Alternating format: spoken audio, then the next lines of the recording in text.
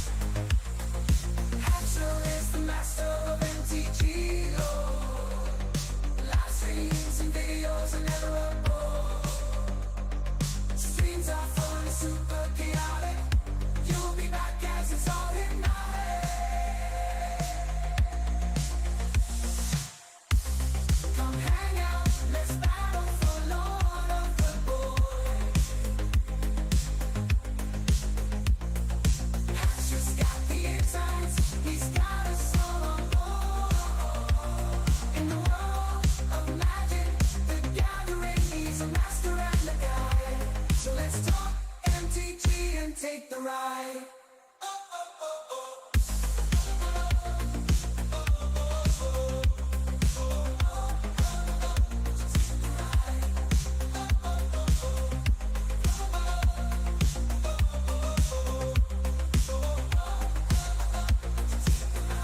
For more fun, you better subscribe.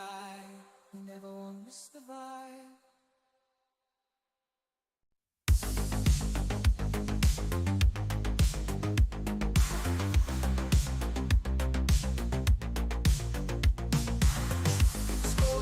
My feed, looking for a good time. Hatcher on YouTube, dropping truth and rhyme.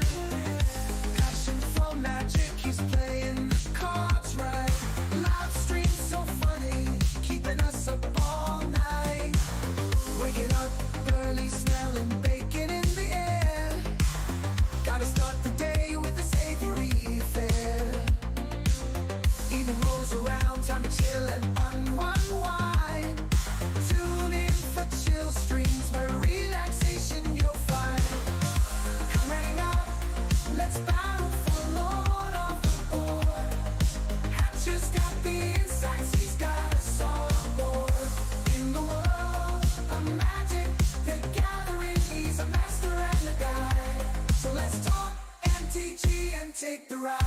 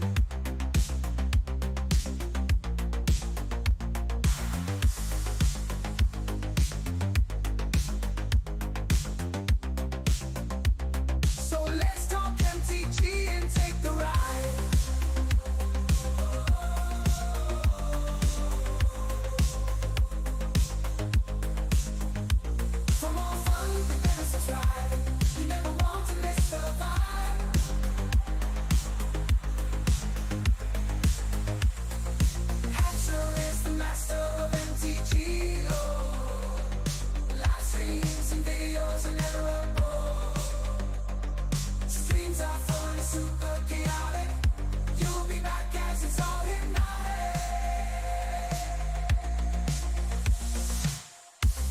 Come hang out, let's battle for Lord of the Boys. Hatcher's got the insights, he's got us all on board. In the world of magic, the gathering needs a master and a guide. So let's talk MTG and take the ride.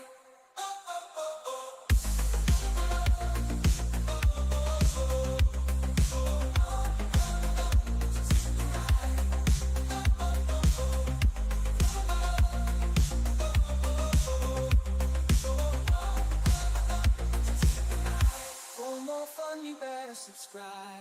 You never won't miss the vibe. Always doing it sunny side up. It's the hen. Fuck. What's up, my friends? How you doing tonight? It's Friday night. Got some early Bloomburrow goodness going on. Hope you guys have had a good week. I'm here to cheat. I'm here to cheat on water with some delicious sugary Kool-Aid. All right.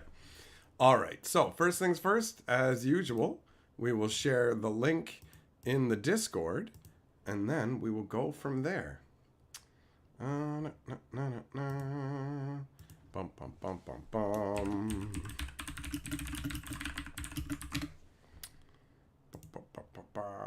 All right.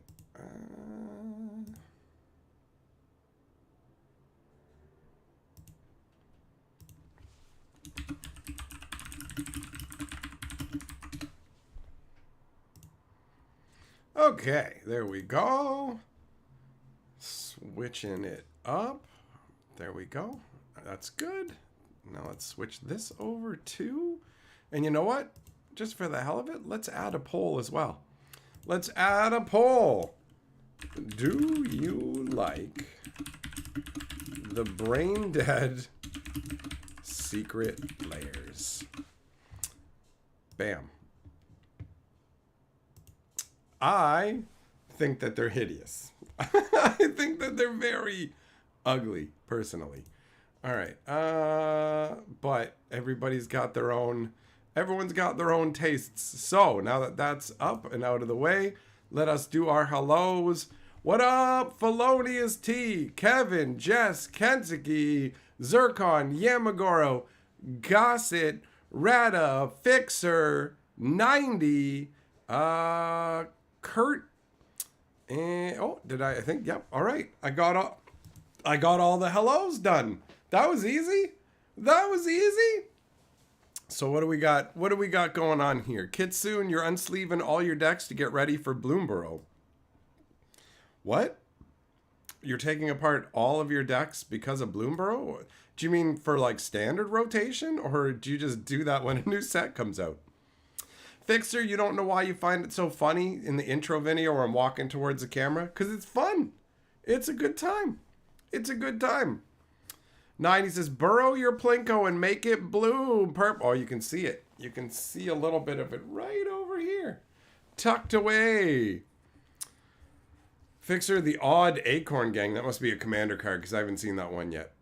I have not seen that one yet. 90 easiest no of all day for the brain dead. Felonious T, they look awful. You're not wrong. You don't know who they're trying to sell it to, but it's definitely not you. Well, there are people who have said on the video that they love it. So there is that.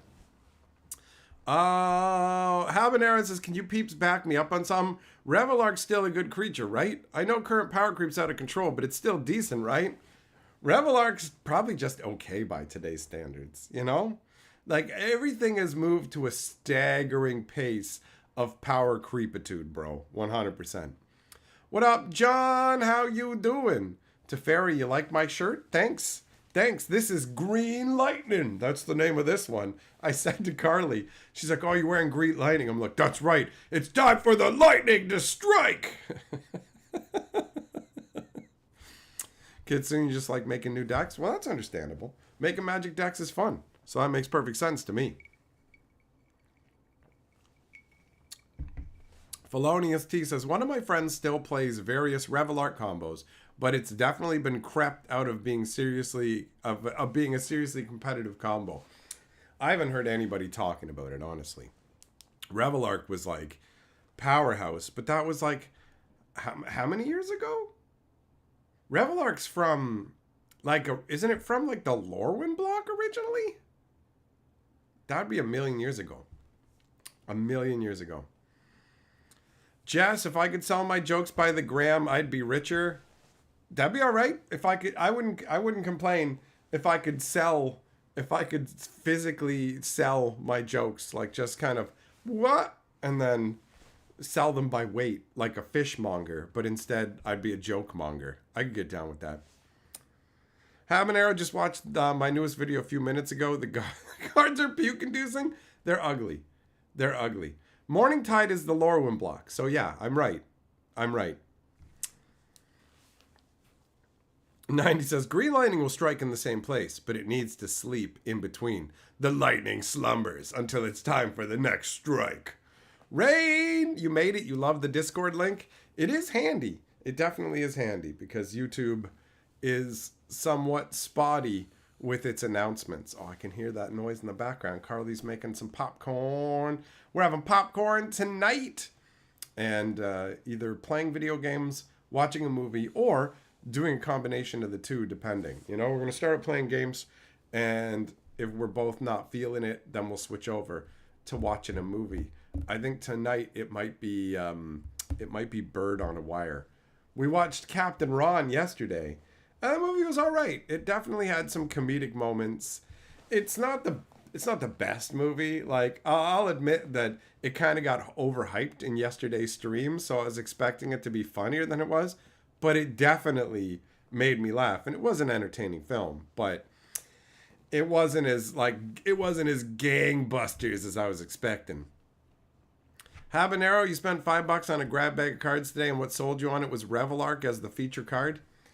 I mean, when you've been playing for a long time, it's really hard to kind of disassociate the power level that you have of particular cards, but Wizards is just in this constant cycle now of pushing the power level so much that older cards just don't stand up. Now the cards have a million abilities. Revelark was amazing, and now it's like, hey, that's all right. I could see uses for it, but it doesn't feel oppressive or insane. All the new stuff does. Every card has a billion abilities, it feels like. So I go back and I read them, and I just go, yo, I missed this. Oh, it's got reach too? You know, that's how it ends up feeling, where it's just so much on a card. Fixer, have I ever had candy called Mamba? No, I've never even heard of it. Is it like black licorice? Habanero, the card collection makes you feel good about spending the money. There was, an unlimited Sorceress Queen. That's cool. That's awesome. Felonious T, too many one-card combos. Yeah, there's like less of a need to build up to a payoff anymore. They stack so much onto cards because they've made Commander the focus, right? And by making Commander the focus, now you need cards that are powerful in a one-on-one game aren't good enough for a 4-player game. So they have to go, all right, let's amp it up. And then they've got to compete with the amped up stuff that they made, right? So it gets just nutty. Absolutely nutty.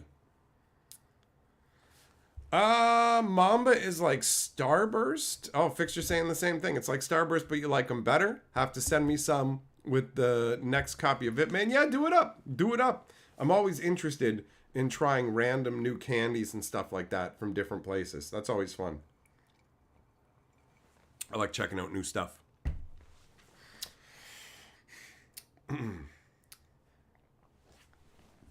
Man, I don't like that they've changed the box toppers for booster boxes. I liked it better when it was like a full piece of artwork.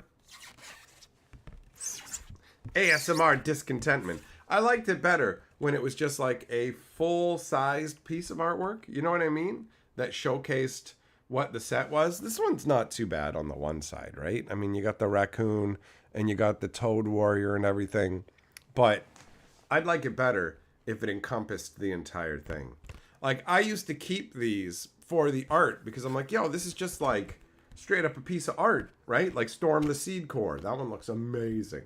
But once they started to make it just like half an ad and whatever, and it's like, scan here to discover the coolest cards. Why don't you just let me open the packs I just got, bro? Like, you know what I mean? If you got a booster box, do you need this? Do you need this, like, scan this here to look at the cards? It's like, but I'm about to look at physical cards.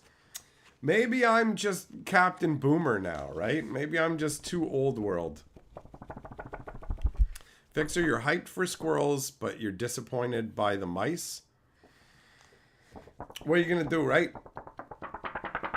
I overall like the vibe of Bloomburrow a lot. I think it's great. I think it's great.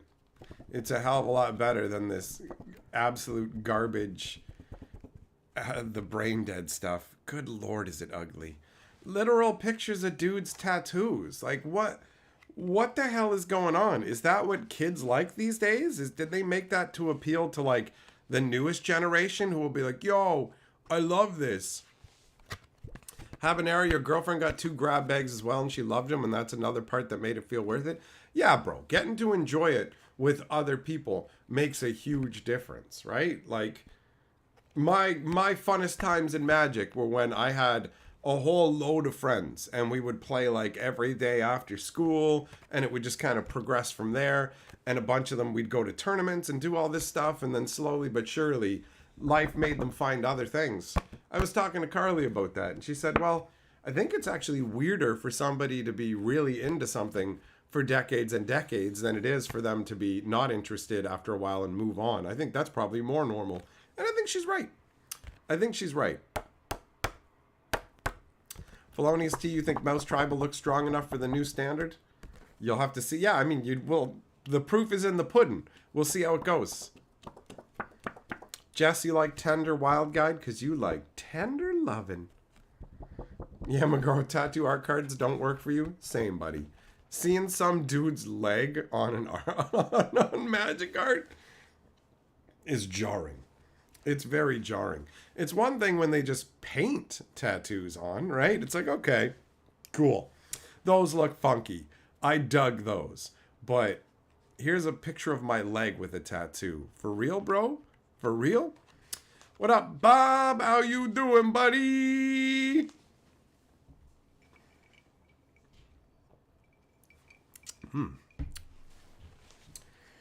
Oh, yeah, overall, I'd say today's been a pretty solid day.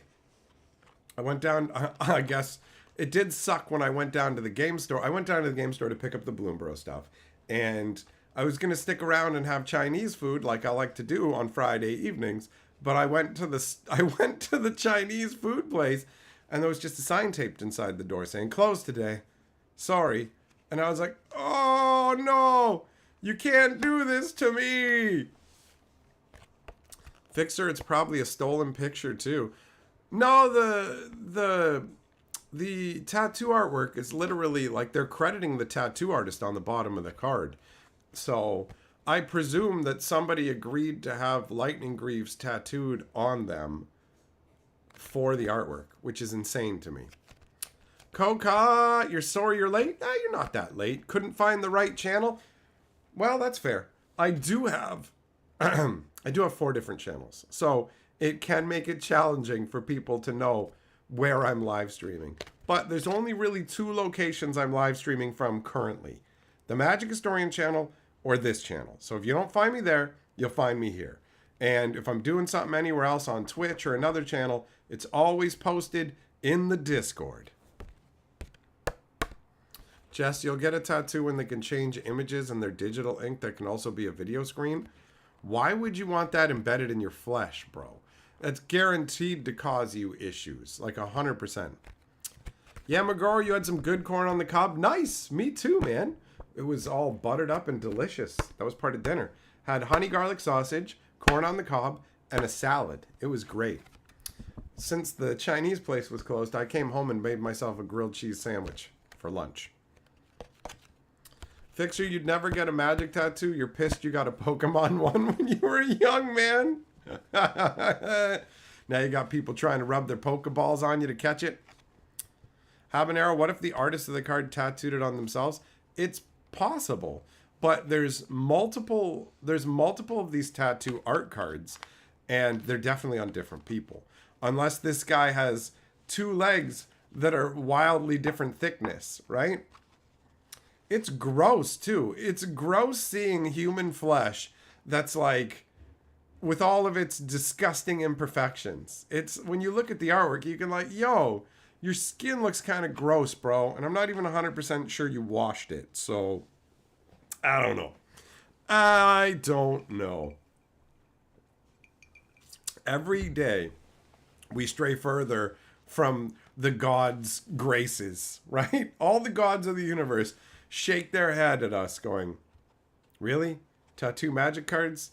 This is what it is now? This is what it is now? Like, how long is it going to take before magic becomes completely unrecognizable in an attempt to appeal to, like, 14-year-olds to get them into the game or whatever the hell Wizards' plan is? I admit it. I don't understand. I don't understand at all. Fixer, in a perfect world, we go back to block sets, no commander precons, and no secret layers. That's the dream. Yeah, you know what, man? Some secret layers wouldn't bother me if, like, everything wasn't a meme now. Like, if they were dedicated to making three set blocks and stuff like that, fleshing out the worlds, and they felt like Magic properties, then the secret layers would be like, okay, we stopped making unsets. So secret layers are where you can find the zany crap. But you've got a stupid detective set. You've got a stupid cowboy set. Like, they just crammed it into the regular stuff. I don't know who the hell they're trying to appeal to anymore, right? Obviously, it ain't me, bro. Obviously, it ain't me. Polonius T, anyone from Blizzard will destroy us for a couple of bucks? Yup. Yup.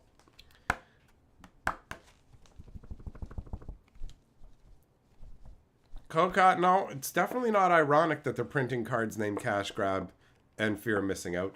That's just stuff that they do. That doesn't make it ironic, right? Irony is something a lot of people don't understand. So, saying things are ironic, almost always when someone says that's ironic, they're incorrect. So, it's like the least properly used word in the English language as far as I'm concerned. It is hilarious. It is funny. They are clueless. Where we got cards called Fear of Missing Out. We got Cash Grab. I mean, that's the way they operate. That's the way they operate. So Fixer, I'm with you. If they went back to like three set blocks, that would be sweet.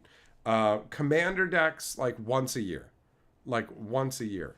Felonious T, rain on your wedding day isn't ironic, though. It's not.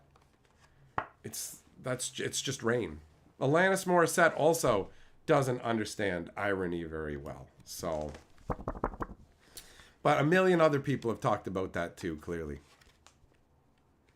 It's pretty up there with people's usage of the word literally. Yeah, people use the word literally when they absolutely do not mean literally. That's true. That is the truth.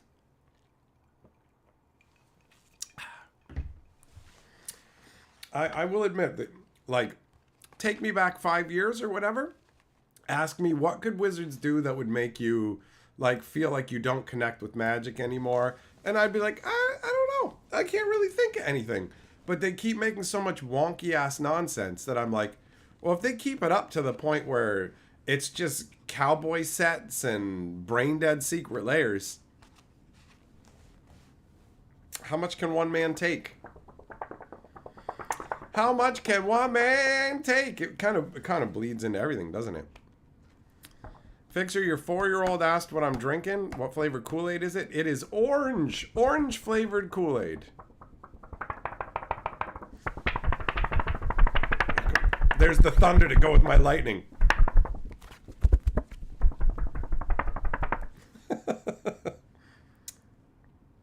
The gameplay of Magic keeps me coming back. Let's be real. Like, I'm playing with a bunch of random Thunder Junction stuff.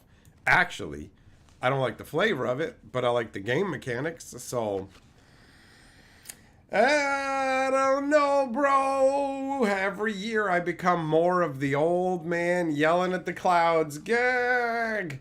Gwah! Felonious T, the Road Rash set has you concerned? Oh, you mean the Death Race set they're gonna do? Yeah. It's probably gonna be very stupid. Be excited, we're going back to Lorwyn. Yeah, monster trucks are gonna rip through Lorwyn. Oh. Okay. Alright. I was talking about how ridiculous things got. Was talking about, when I was down at the game store, talking about how the buddy from Blizzard is taking over Wizards. And I said basically, yo, they're gonna put activated ability on cards where it's like, I'm gonna Venmo Wizards of the Coast $1 to activate my +7/+7 ability on my creature that costs 0 to put out and is a 3/3 first striker. It's 10/10. You can only activate this Venmo ability 10 times an hour.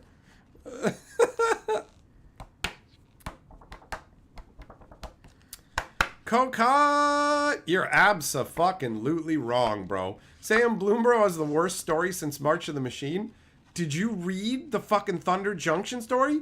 It's fucking garbage. The Markov Manor story, also really fucking stupid. They introduced Kylox just to get rid of him, like, right away because they have cards with... His name was Usith originally. And they're like, no, actually he's Kylox. And we've got, like...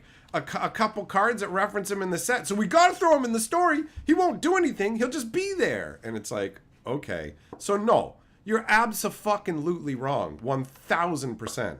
1,000%. Bloomburrow's story is fucking coherent. You might find it generic. It might echo things you've seen before. But it's fucking coherent, not incoherent nonsense like, oh, check it out. We've got Rakdos.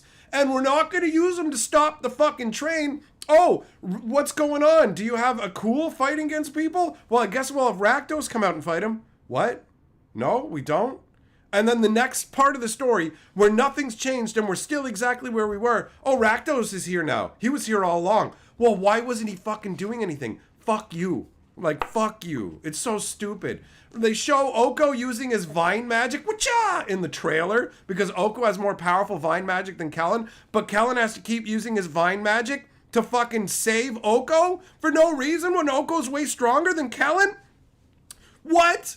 What? The vault just flies off into space after only having loot in it? When the cards they give us show like fucking dinosaurs and other stuff coming out of it? No! None of it makes sense! Oh, Jason Frasca just wanted to adopt a baby. It doesn't make any fucking sense. It doesn't make any sense. None. None. So no, you don't get to say that fucking Bloomburrow is the worst thing since fucking March of the Machines because there's been way worse shit, man. No part of the Bloomburrow story made me go, what is happening? What is happening? You literally have Vraska stare at Oko and start to turn him into stone, but it starts at his feet. The itsy bitsy stone climbed up Oko's body, and Oko just stands there. Oh no, oh no, oh no. And then he shapeshifts away when it, he planeswalks away when it gets up to here. And then as soon as Jason Vraska are gone, he comes back and goes, guess what? My shapeshifting ability stopped all the petrification. Then why didn't you use him right away, dickhead? Why didn't you use him right away? Why are you leaping off of trains and rolling in the dirt when you can turn into a fucking bird and fly? You stupid asshole. Yeah, it's the worst. It's the worst. Thunder Junction story is so idiotic. You literally have a world where everybody lives in wooden buildings except for this giant concrete mega entertainment complex that has 50 buildings inside it and a 10-floor fucking elevator that's operated by a key card, like current day. And then, oh fucking, what's his name? Nashi uses his drones to go into the building. And he's just like, I'm gonna hack the elevator, and then he goes up to the top floor and he evades Catherine Zeta-Jones' red laser tripwires, and then Obeka uses her time controlling magic to create illusions, which she can't do, and then fucking Nashi steals something from her with his drone. She just reverses time to instantly get it back, and then Nashi goes home and goes, oh, you know what? I'm going to teach my drones how to use mega magic. And then he just comes back and goes to Obeka's room and then drops his invisibility spell, which he never cast in the first place. The story just goes, and he stopped being invisible. You never told us he was invisible. And then Obeka punches at some illusions that Nashi's made, and then Nashi steals the same thing he stole the first time, and Obeka just doesn't reverse time. She just doesn't reverse time, and then Tamio goes, you did it, Nashi, you won. And then he just leaves fucking Thunder Junction forever. That's better to you. That's better to you. No, no, no. Jack of Flames says this super chat can only be spent on brain dead secret layers. All right, listen up. Listen up. We're doing Plinko. So choose a slot to drop in. Choose a slot 1 to 8 on either end is the danger zone of MetaZoo.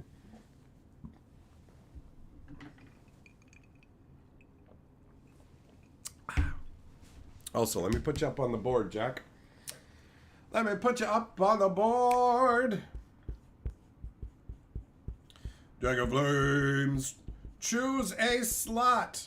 Choose wisely, or else you go to the zoo. You get sold to the zoo.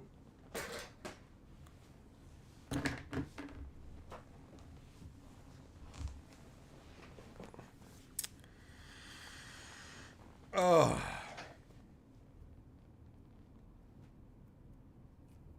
Jack, you choose one. Oh, you madman. You absolute madman. All right. All right. Let's see what happens when you choose one. Here we go. Okay, straight down the middle. I was not expecting that. Apparently, you know something I don't. I thought you were going to end up in hell. This is Hello Kitty MetaZoo. We got different MetaZoos.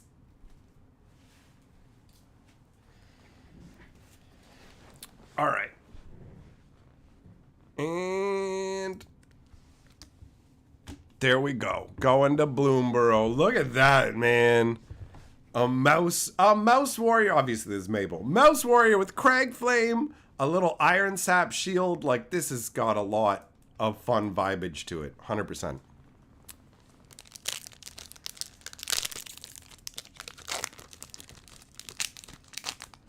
Kokot, why can't it be both? You think Thunder Junction is fun. How do you have fun when things don't make sense and are idiotic? Like, that ruins it for me. That ruins. Coherence in a story, actually having things make sense in a story is fucking crucial. Why have a story at all? Why just random moments? It's just random ass moments then, right? Like, what's the point? What's the point? Why would you not, like, how can you not? That's a bare minimum. That's a bare minimum is stuff being coherent, bro. All right, we got a goofy little rabbit token. Like, you can have fun and have it make sense. You know, that's what good story writers do. They write stories that make sense and you can enjoy them. And I liked the Bloomburrow story. Admittedly, it could have used more, but I liked it. All right, we got Raccoon Rallier. What is this? Red and 1 and 2/2.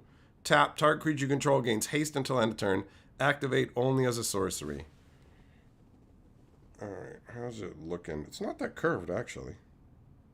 It's not that curved, but the edges are whitened. Yeah. Yep, same piss poor cutting quality where you've got white edged nonsense. Alright, and then we got, I love these lands, honestly. These lands look amazing. I'm a big fan of the full art lands, 100%. Hey, Camellia the Seed Miser. I like this one because it's literally got seeds from maple trees swinging around here. That's what these all are. These things, look, we got maple trees everywhere. Everywhere. What does this one do again? 3/3 menace. Gives your other squirrels menace. Whenever you sack 1 or more foods, make a 1/1 squirrel. And 2 to forage. Put a +1/+1 in each other squirrel. Yeah. Like, look at how much abilities they put on cards now. This is fucking crazy. And this isn't even the strongest stuff you're dealing with, right? Wild. Oh, and we got Artist Talent. That one's rare as well. A red and 1. Whenever you cast a non-creature spell, you can discard a card. If you do, draw a card. Second level for 3 mana. Non-creature spells cost 1 less. Another 3 mana gets you level 3. If a source you control deal non-combat damage to an opponent or a permanent opponent controls, it deals that much +2 instead. I know how to paint. I have an artist's talent. I cast the crazy magical spell if I went to art school. All right, then. Then we got a Mouse Trapper. 3 mana, 3/2 flash. When it becomes a target of a spell or ability you control for the first time, tap target creature an opponent controls. I feel like this is just going to be used in limited, right? Like, how much of an impact is this going to make in dedicated play? Kokot, they didn't even make a Planeswalker's Guide for Thunder Junction because they had, like, no details to it. They were terrified. They wanted to be like, okay, like, we got to avoid the Cowboys and Indian concept, but there are a bunch of Indians in the set, and it's like, do they live in Thunder Junction? No, nobody does. Then you don't have to worry about any of those issues. Nobody does. So everyone's an invader who can just come and take the land, and yeah, even the Indians. Okay, and they're special spiritual people. Are they? Yeah, because they're Indians. Oh, okay then. Whatever you say. This doesn't seem half-assed and stupid. The whole plane's uninhabited, so it's all up for grabs. But you're also going to have cards with flavor text that's like, you think you own the land just because it says so on a map? You own an idea. It's like you can't even own ideas. What are you jerking yourself off for with this stupid writing? This is idiotic. Thunder Junction was aggravatingly bad. Bloomburrow is satisfyingly cohesive.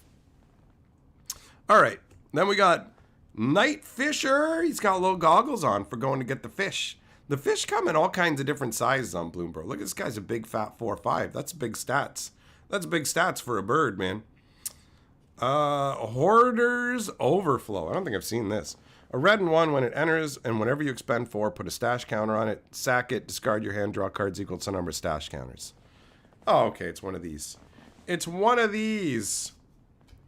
Bellowing Crier. Oh, that's me. I'm bellowing and crying about what's going on with Magic. A blue and 1 for a 2/1. When it enters, draw a card, then discard a card. Glarb's Court can always be found repeating his disastrous visions, even when they're unwelcome. That didn't come up in the story at all.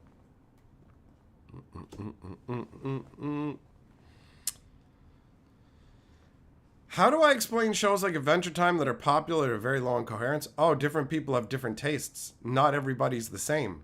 But coherent stories are more satisfying overall on a subconscious level.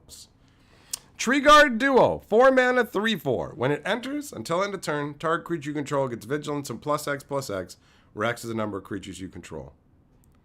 Pretty underwhelming, right?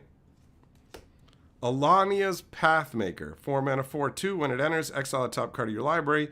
Until the end of your next turn, you can play that card. That's some drafty chaff. Corpseberry Cultivator. Look at how fat he is. He spends all his time eating berries, little fat berry boy. 3 mana, 2/3. Beginning combat, you can forage. Whenever you forage, put a +1/+1 on him. Meh. Hidden Grotto. I do like this artwork. It does kind of feel like Velis Vel, where the changelings hang out, you know? Mine's, oh, look at this. That artwork's funky. Mind Spiral. 5 mana. Gift a tapped fish. Target player draws 3 cards. If the gift was promised, tap target creature and opponent controls and put a stun counter on it. So you got to give him a 1/1 to tap and stun a guy. I do like the artwork, though. It's pretty funky. He's got that snail shell with crazy spectral fish coming out, and out of the mouths are coming rat spirits. Oh, look at this. A rat spirit, and then the rat spirit's barfing out a fish that's barfing out a rat. It's the circle of life. And then we got Psychic Whirl. That's some insane artwork, man. Black and 2. Target opponent discards 2 cards. Then if you control a rat, surveil 2. All right. All right. Not too shabby. What up, Aaron? How you doing? All right. That was an okay pack. That wasn't too shabby. I definitely like the flavor of this set a lot more. A lot more than Thunder Junction. It's got a great vibe. If people don't like the whole cute animal thing, that's fine. I can understand that. They want something darker and grittier. It's a matter of taste, right? But just seeing Magic return to actual swords and sorcery style shenanigans, that's great to me. That's great to me.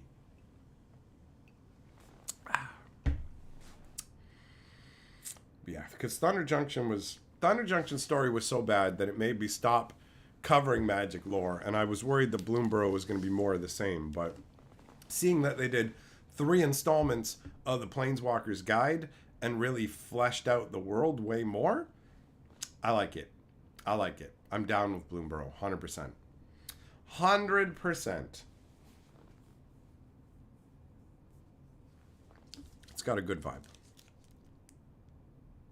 I like the choices. I like the whole, like, yo, we're going to do, like, not the normal humanoid races. They're going to be actual animals. Not animal men, just straight up animals. And the calamity beasts being gigantic and also literal elementals that warp and change the reality of the plane. Anybody who shows up to the plane has to conform to its nature. Like, that's what was missing from Thunder Junction, was an explanation at all of why the plane is, like, why things are the way they are, right? All you have to do is what you did with Bloomburrow, where you go, the magic of the plane alters anybody who shows up into a animal equivalent denizen of the world. Okay, cool. So why on Thunder Junction does everyone have to build their buildings out of wood when they come from all kinds of places like Ravnica, Kaladesh, Capenna, where they literally have like concrete buildings? Why would they come through the portal and build railroads and use like crazy train technology that's way higher tech and then build wooden buildings? Everybody knows how dangerous wooden buildings are. Why is everyone using wooden buildings? Why is everybody wearing cowboy hats and these jackets? Why is everyone using thunder blasters all of a sudden? Thunder isn't fleshed out or explained in any reasonable way. They just went, shut up, it's a cowboy set, it's a theme set. So, like, it doesn't have to make sense. We're just going to make one of these every year, and we just put everybody into it. It's a standard set that makes no sense and has 50 legendaries in it for Commander. Oh, check it out. The leader of the Dimir Guild is here. Really? Well, what's he doing here? Shut up, he's a wanted criminal. Look at all the posters with him wanted. Why is he doing this? To what purpose? Shut up, idiot. It's got we're never going to follow up on this. It doesn't mean anything. Just shut up and enjoy it. Shut up and enjoy it, dickhead. It doesn't have to make sense. There doesn't have to be a reason for why people do things.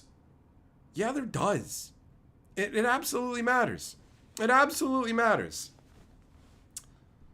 Habanero, is it weird the plane of Bloomburrow transforming planeswalkers into animals makes sense to you because of the similar logic of the plane of Segovia? No, that's not weird. That's perfectly logical. It's the exact same concept. Segovia automatically shrinks everybody down to the size of Segovia, which is a cool concept, but only in reverse. You can never visit Segovia in an interesting way, but you can bring the natural denizens of Segovia out of their world in an interesting way, right? Because the whole thing is, if you go to a world and you're shrunk down to the size of that world, then everything's going to look the same, because it's like if you're here on Earth and there's another parallel Earth that's 1/100th the size of this Earth, but when you get teleported there, you automatically shrink down to the size of that Earth, then everything is going to look like you're just on Earth, and there's nothing remarkable, there's nothing special. But if you bring the denizens off of the other Earth and they remain the same size when you bring them to regular Earth,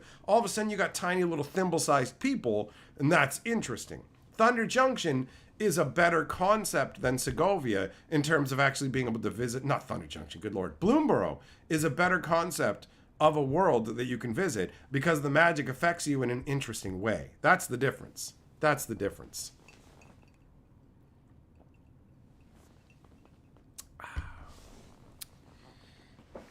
Yamagaro, Unrelenting Grimdark gets old after a while. Correct. You need to have like fun light sets. Like the original Lorwyn was fun and light. The goblins in it weren't particularly evil. They were just like greedy pie thieves. They're going to steal your sheep. They're going to steal your pie. Like they're going to go and hassle giants, right?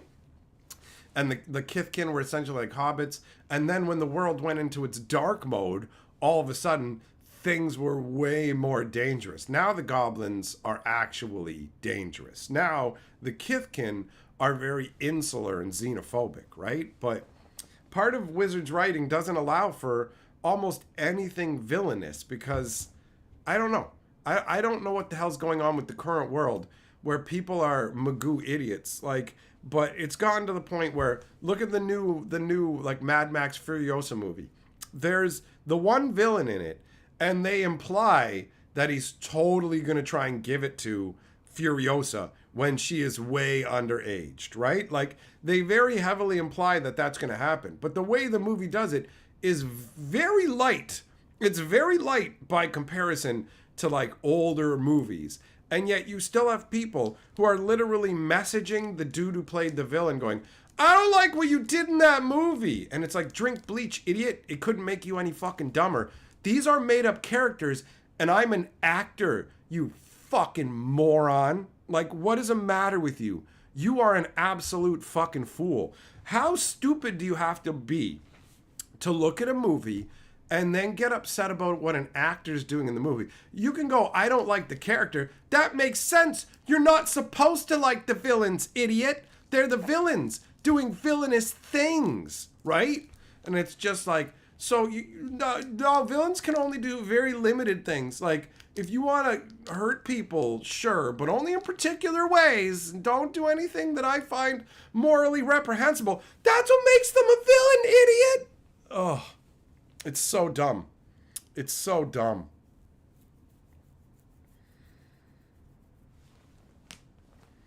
Habanero, yeah, the existence of Segovia is fun. It adds to the overall multiverse. It's just something they can never do a set on because there's nothing there. You can pop onto Segovia for a hot minute, right? Like, what you could do with Segovia is you could send a planeswalker there, and he gets shrunk down, and then he makes some allies, and he takes the allies with him to another plane without realizing the way that Segovia works. Like, when you automatically get shrunk down on Segovia, you're not even going to know what happened because everything's still the same size relative to you. So you're going to still, like, if you're 6 feet tall and you go to Segovia, you're still going to feel the equivalent of 6 feet tall. You're not even going to notice the difference. But if he makes allies, like these big berserker warriors, and then all of a sudden he goes to another world and they're these tiny guys, then you just be like, well, what even happened here? Why are my allies shrunk down? Is there a curse here or whatever? And then you could unravel the nature of Segovian magic, right? And be like, oh, like there's things you can do with it. 100%. Book says, wait, actors aren't really like the people they play in movies? It's insane. I can only think that it must be like an 11-year-old or something. Or maybe the internet is stunting people's ability to rationally think. But the fact that actors have to come out and go, hey, I didn't do those things. I played a character in the movie, so just keep that in mind. Like, how do you not respond to them going, yo, you're a fucking idiot, just so you know. Don't talk to me. I don't like talking to people who are as stupid as you. By the way, you shouldn't be allowed to breed because you are fucking dangerously stupid. Like, dangerously stupid. It's if it made you uncomfortable when that happened in the movie, good! You should be uncomfortable by that. That's the fucking point. He's a villain doing uncomfortable villainous things. You fucking idiot.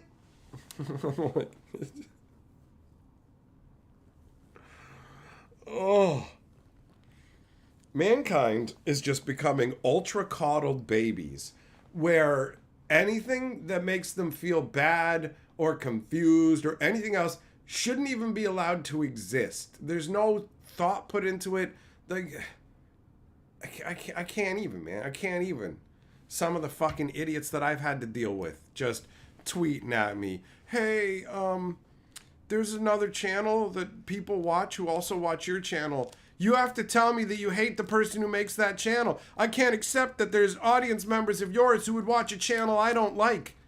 Fuck you and your weakness. Don't ever talk to me ever again. Do not fucking speak to me, you fucking clownish loser. The fact that you think that like contacting me is going to result in me going, Oh, I'm sorry to hear that, and I disavow all connection. Are you okay now? You weak, worthless fucking pussy. Holy shit. I would say, please never have children, but the good news is, no woman will ever mate with you because you are so worthless that people could see it from outer space, you fucking loser.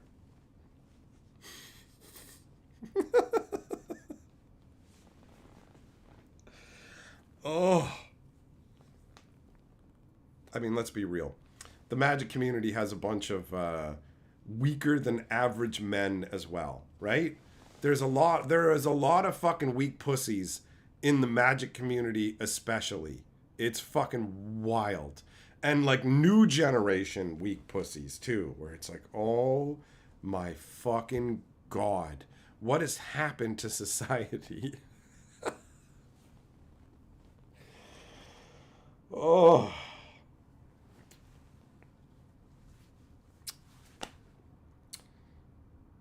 Man, you know what? Old people are probably just walking around like, yo, I barely spent any time on the internet. I haven't seen what the world's becoming.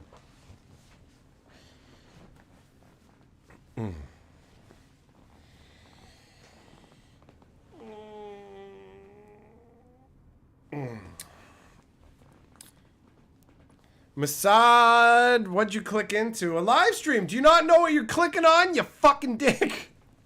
You thought your dad was here at your house again? Well, guess what? Guess what? I'm very disappointed in you.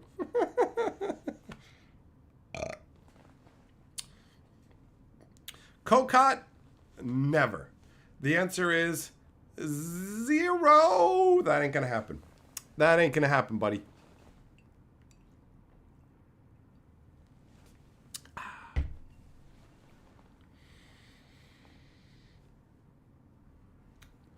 So yeah, the old people who don't spend any time going on fucking Twitter and dealing with all this shit, right? They're just like, okay, whatever. World's pretty much normal. I don't want to have to get an app on my phone to do this thing, right? That level. That level. Because good Lord, I can't even imagine what it's going to be like in 20 years.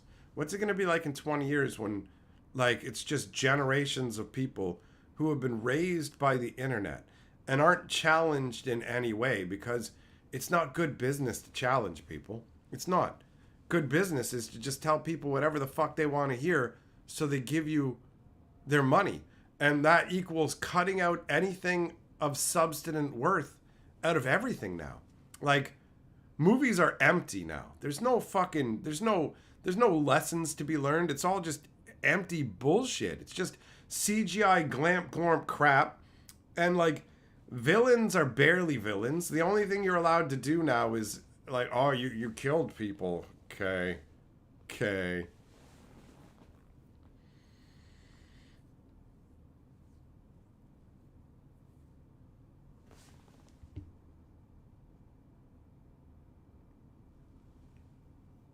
What up, Andrew? How you doing, buddy? Wackadoodles drive. What does that got to do with anything? I mean, it's just people driving around. You don't have to deal with their idiotic thoughts and their cater specifically to me. Everything needs to be for me. And there better not be anything that I don't like or I have to scream until it doesn't exist. And it's like, what happened to just like things you don't like just going, oh, I guess it's not for me. You know what I mean? It's like the brain dead secret layers aren't for me. And I think they're stupid. And I said my fucking piece on it. But I'm not fucking screeching that nobody should like them. They shouldn't exist. And it's like, oh, it's affecting my actual life and making it worse. Do you know what I mean? It's insane.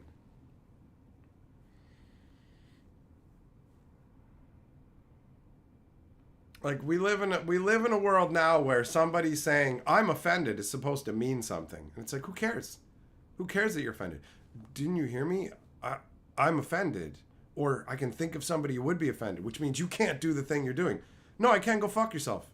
Go bang your mother in the butt and tell her about how offended you are. How about that? How about that? Go put a rake up your mom's ass and tell her how offended you were by what I fucking said, you worthless bitch. You know what I mean? Fuck you.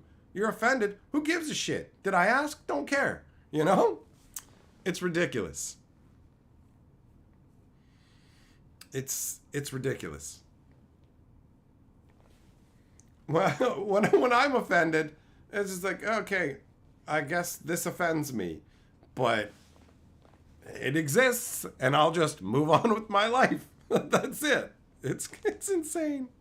It's insane. I'm just a crazy old man yelling on the internet. What are you gonna do? What are you gonna do? Mossad, you're gonna pass on the secret layer drop? Makes sense to me. I wouldn't want those cards at all. At all. You know? I wouldn't use them. Wouldn't put them in my fucking cube. Wouldn't put them in decks. They're hideous. They're hideous. Cod, I like the vibe of Duskmourn. The Planeswalker's Guide that they put out, made it seem like an interesting concept. We'll see how the execution goes, but they put some effort into world building, so there is that. It does have a bunch of real world technology, which I'm not a big fan of in Magic the Gathering, but at this point, writing's on the wall. So, I mean, back in the Kaladesh days, they put helicopters and beep beep cars into the game. They're already in here. They're already in the game. So, yeah, it is what it is, right? So I think the Duskmourn will probably be all right. We'll see what happens. Ness, is there another crappy secret layer? There's three new crappy secret layers. I talked about them in my most recent video on the Historian. Jack of Flames Super Chat says, this Super Chat can only be used to buy MTG sets that have coherent stories. Number one again, taking the board from you're lapping yourself. Nobody else is even running the race. You're lapping yourself. So all you got to do, buddy, is choose what slot. What slot would you like to drop it in this time? I should have called the stream opening packs for Jack. Opening Jack packs.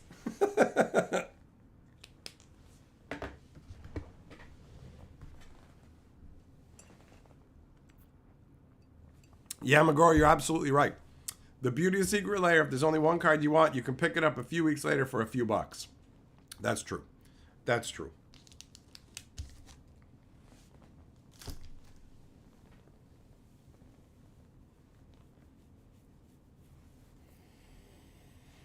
Where are we going this time, Jack? Oh, man. Oh. Number one again. Oh, well, let's see if history repeats itself. All right. Will lightning strike in the same place twice? Oh, way closer to the danger zone this time, big boy. You almost got put in the zoo. You almost got sent to the zoo.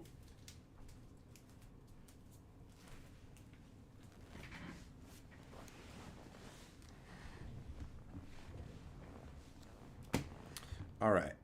Bam. Here we go. Let's see what's in this one. Let's see what fun magical rectangles we got in this pack.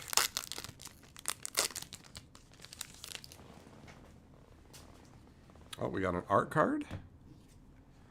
Oh, right on. This looks pretty sweet, actually. This is the Rotten Mouth Viper. I really like the bestiary stylings, right? Where they detail different parts of it, like the venom coming from its fangs.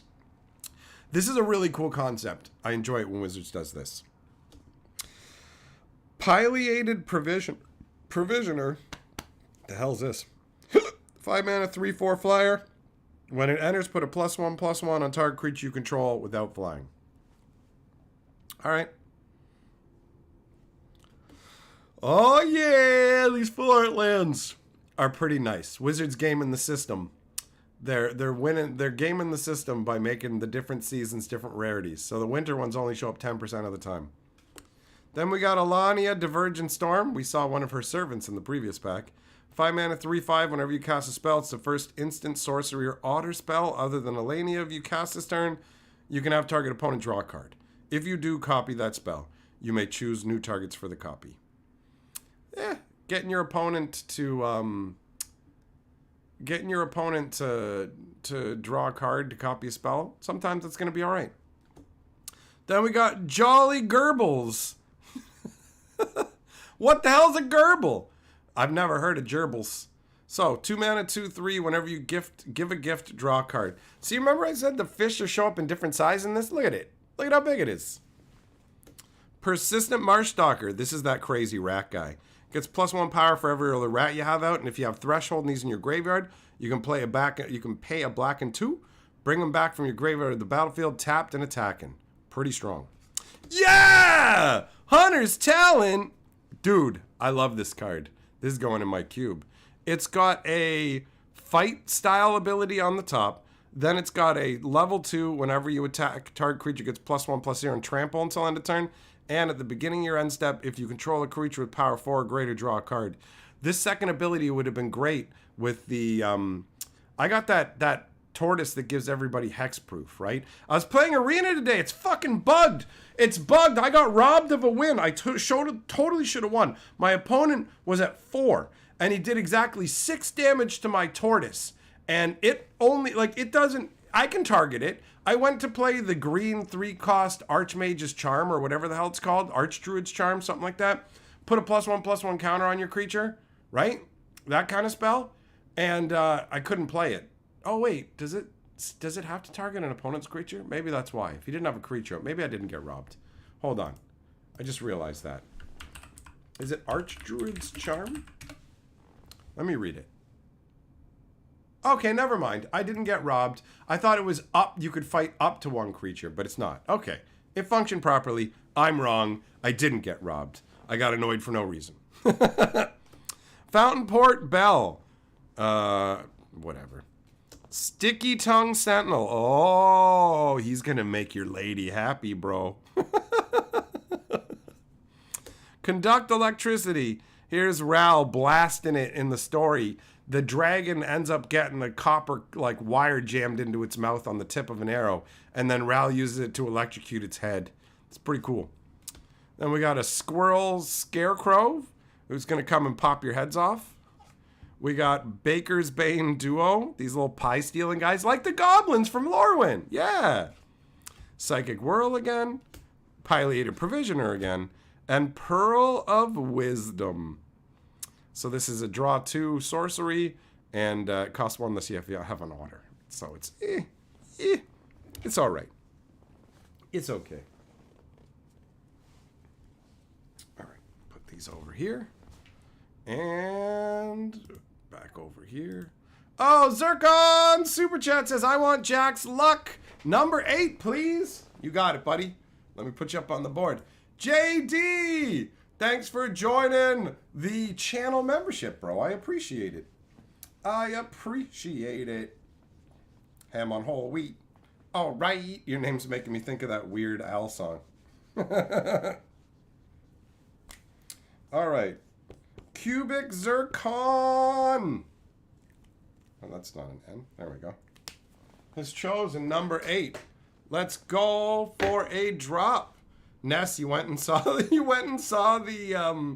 secret layers, eh? Pretty disappointing. Pretty disappointing. All right. Whoop. Number 8, going on the complete opposite end of the scale. Trying the same strategy as Jack, but from the opposite end. Let's see how it goes for Zircon. Here we go. Oh, Zircon, it's failed. You go to the zoo. You're going to the zoo. Ew. Gross.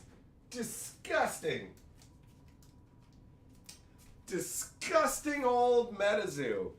Yuck. Rana, gerbils are like hamsters in that you like to put them both in your butt? All right, then. Whoop. All right, Richard Gere.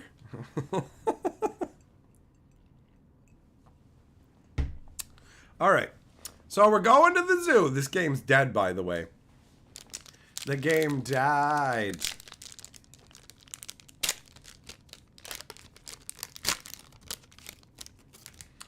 That game died horribly.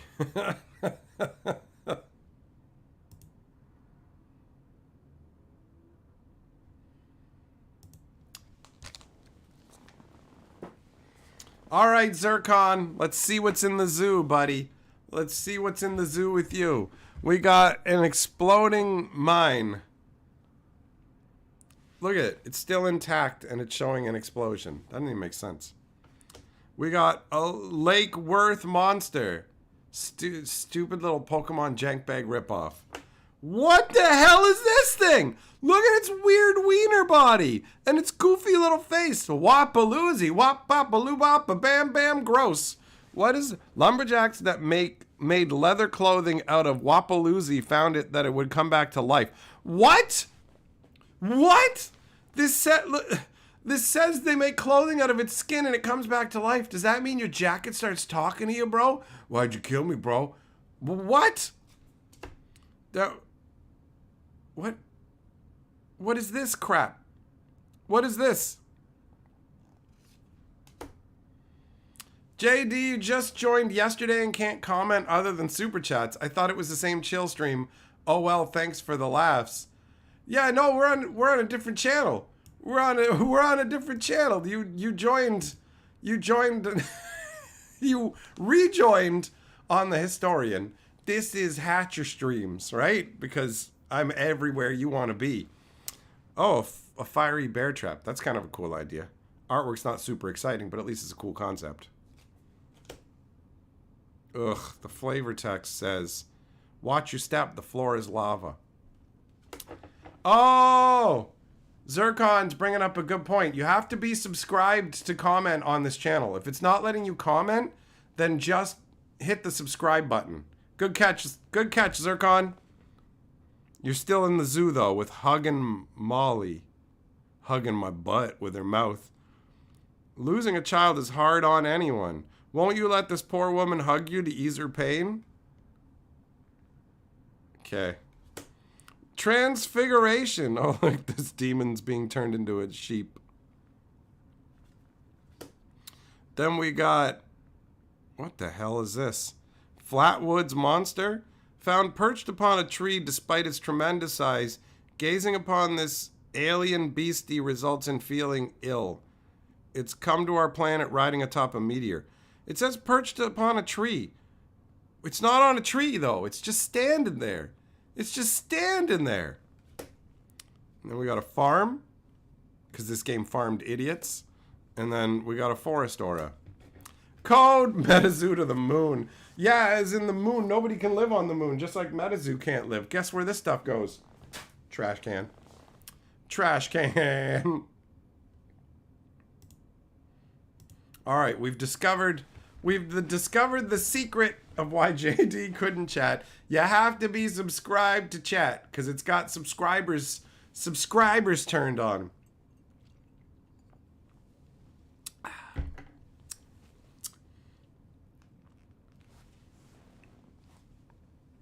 Metazoo, man.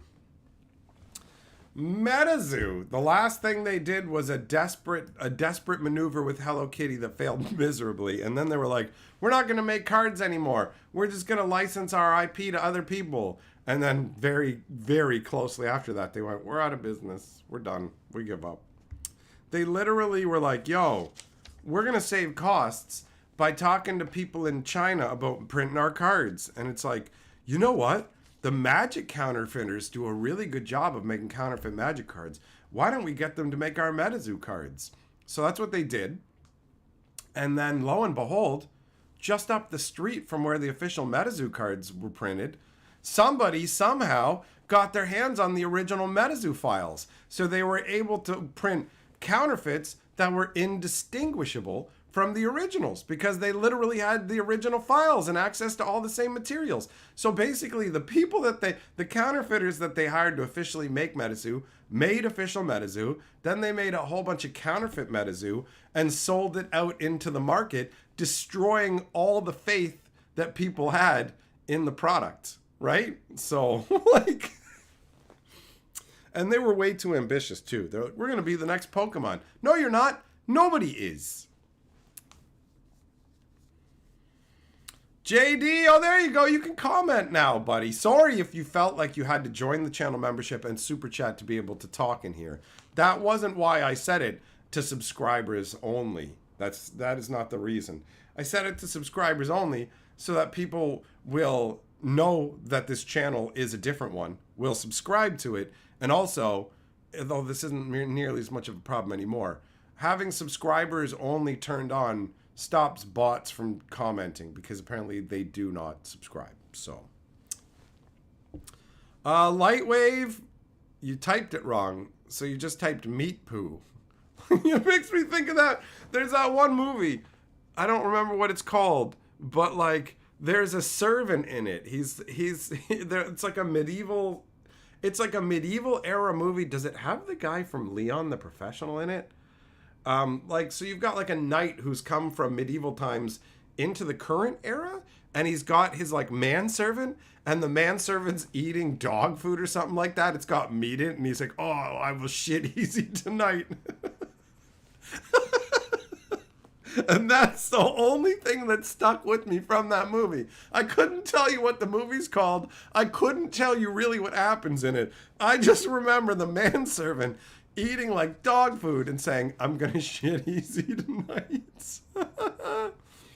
Also, JD, just so you know, we're doing Plinko drops for super chats at 10 and up. And since you already did one for 5, if you want, you can just add another 5 on and we'll do a compound and give you a Plinko drop, since it seems like you were just doing it to get to chat in the stream.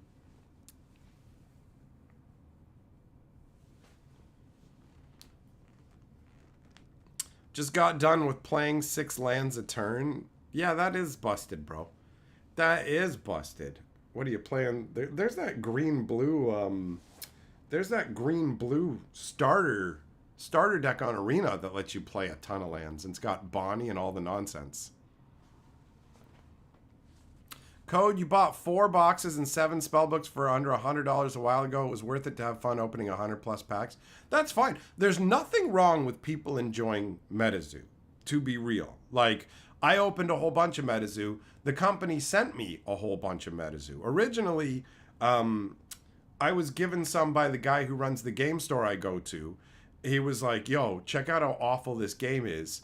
And so I put it on the wheel as like random things to open. It didn't get opened on the wheel. The people from MetaZoo showed up and were like, "Oh, cool, you got MetaZoo on the wheel. We have to send you some MetaZoo." So they sent me like fucking 3 booster boxes, a bunch of starter, like they sent me a shitload of MetaZoo. All kinds of stuff. Magazines, Christmas ornaments, sweaters. Like the MetaZoo company was very, very generous to me overall, and I did appreciate that, because we just cracked the one set looking for the bacon pig who skates around on skates made of bacon in the one set. So we had some fun cracking it, but the game itself, it's just all right when you play it. So I can understand why some people might have enjoyed it, but it never really like hooked me in. JD, all right, let's go. Okay, here's how it works, buddy. Here's how it works in case you don't remember. Choose a drop slot from 1 to 8. On either edge is the danger zone of MetaZoo. So choose 1 to 8 and we'll drop it, okay? The side that's number 1 is where the blue MetaZoo pack is, and the big tall standing side pack over there, that's the number 8, all right? Oh, Code coming in to take the board. All right, you're going to need to pick a number 2, buddy. His super chat says, "What the frog? I mean, what the Plinko?" Code, choose a drop slot 1 to 8, and you have claimed the board.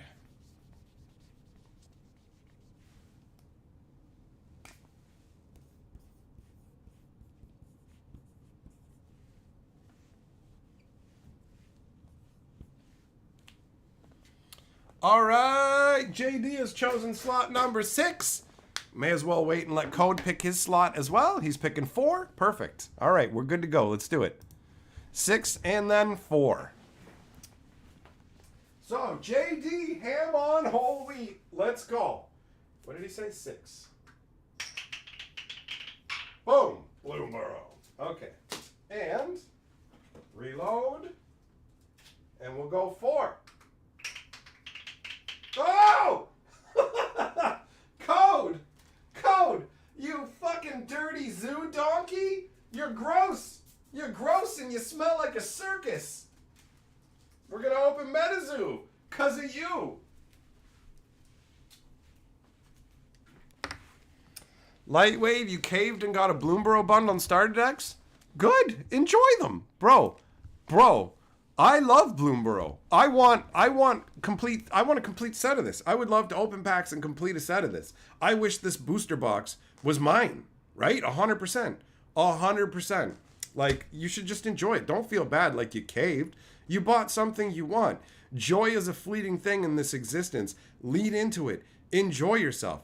I'm going to go to 2 Bloomburrow pre-releases and get a bundle thanks to the... Oh, there he is right there. The sweet and beautiful Bow Falcon. Thank you, Bow Boy. You're the reason that I get the Bloomburrow goodness. He sent money over to the game store for me to use to get this stuff, and I am very grateful for it. By the way, Bo, in the game that I'm playing right now called Moonlit Island, or Moonstone Island, I keep calling it different names.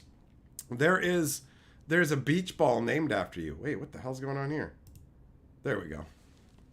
All right, Bloomburrow, then into the zoo. MetaZoo cards look as ugly as Yu-Gi-Oh ones do. I feel like Yu-Gi-Oh has better artwork, honestly.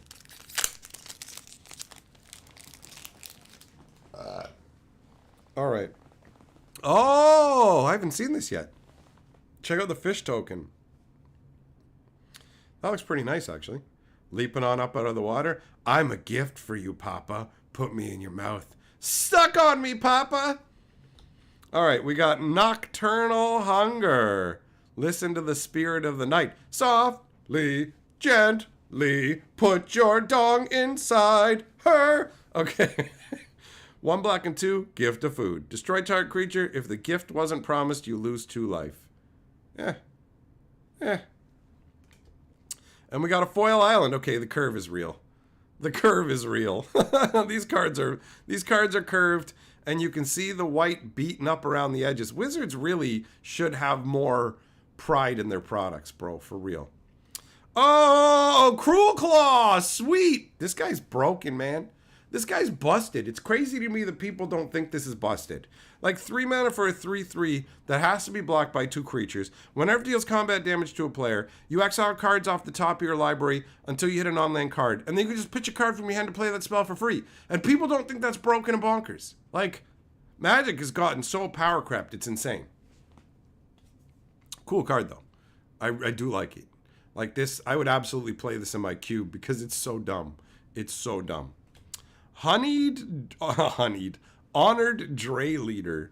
Oh, he listens to Dr. Dre. Bum, bum, bum. Da, da, da, da, da. Oh, wait, that's Snoop Dogg. 1 green and 2, 1/1 trample. When it enters, put a +1/+1 on it for each other squirrel and food you control. Whenever another squirrel or food you control enters, put a +1/+1 on him. He's a beef boy. Fireglass Mentor. 2/1 at the beginning of your second main phase. If an opponent lost life this turn, exile top 2 cards of your library. Oh yeah, this guy helps accelerate you. He's wild. Coruscation Mage. This is the whenever you cast a non-creature spell, deals 1 damage to each opponent and has offspring. Very solid. Sinister Monolith. You got the mono from kissing somebody sinister. 4 mana artifact. At the beginning of combat on your turn, each opponent loses a life and you gain a life. Pay 2 and sack it. Draw 2 cards. Fountainport Bell. Druid of the Spade. Does he have a shovel? 3 mana, 2/3. As long as you control a token, he gets +2/+0 and has trample. Yep, that's drafty. Take out the trash. So this is burn. Mind Drill Assailant. That drill is insane, dude. That's insane. And he's a 5/5 for 4 mana if you have Threshold. And you can surveil for 1 to feed cards into your graveyard. Pearl of Wisdom, we saw you. Daggerfang Duo. Black and 2, 3/2 Death Touch. When it enters, you can mill 2 cards. And the Pileated Provisioner. Don't drop a sword on my head, douchebag. Douchebag. All right, man. Cruel Claw is a good score. Now, let's look at what isn't good scores. Metazorp. Metagorp. Meat Pile. Oh, was the movie called Just Visiting? Hold on. Yes! Yes, it was! That's the guy! It is the dude from Leon. And that's the guy I remember. The guy who says, oh shit, he's tonight. Oh my god. Oh my god. I gotta write it down. I gotta write it down. I gotta write it down. I don't know if Carly will have seen it or not. I saw it a million years ago. I gotta watch that again. Okay. JD, do I think they'd sell more if the cards didn't look like Pringle chips? If they printed the cards to better quality standards and also weren't so greedy with the pricing, they'd absolutely sell more. 100%. All right. We got no blue cow. You got a blue hat. You got the anti-magic field. Oh, check it out. It's Bloomburrow. He's a little froggy boy. A little froggy. He just got abracaribbit. Look at this. This artwork is awful. He's just a guy with barely any detail carrying a ball of ice. I'm the frozen people. The frozen people are poor souls who froze themselves in time in order to avoid the ravages of growing older. You mean frozen in time like they can't do anything? Because if they can't do anything, that sucks. But if they've just frozen the aging process but can still walk around doing stuff, how's that a bad deal for them? Matlocks, look at this. Look at this. Look at how stupid this looks. Oh, this guy's got somebody's head. Old Green Eyes. A scavenger of battlegrounds. This beastie's been spotted following armies as they march to war.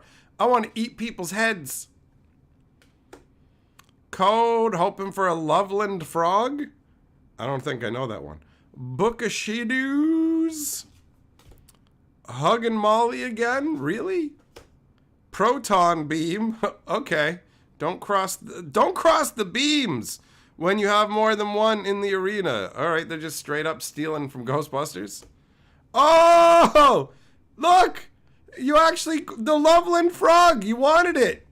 You called the rare, bro, and it's foily. Look at that. Look at that. Many have heard the tale of the wise wizard who was turned into a frog. Although many have tried to hunt him for his magical abilities, none have yet tried to seduce him. What? What the fuck? People try and get him for his power. Wait, so it's this guy. It's this guy. He abracaribbeted himself, and now why would you try and fuck a frog, man? What? All right. Then we got Snow, Informer, and an Earth Aura. Look at that. Little Froggard. Little Frogger McDoggard. You shot called it. You shot called it. Well done. Well done, buddy.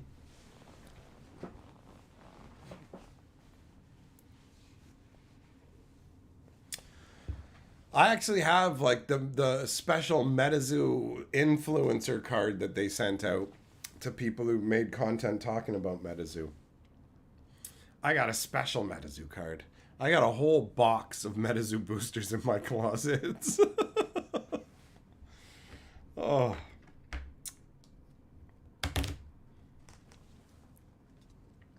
Should have sold some of that while the game was still actually like in print and people were playing it. You know? Oh well. Oh well. They messed up with one of the booster boxes where you just couldn't get any foils. MetaZoo looks worse than the Redemption TCG. JD, I don't know if you were around, but we used to actually, I had almost an entire box of Redemption.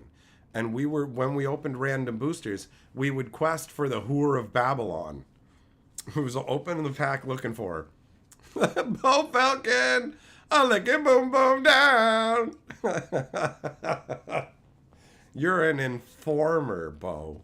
Informer! Ba-doo-ba-doo-ba-doo-ba-doo-ba-doo-ba-doo. Oh, gimme goo!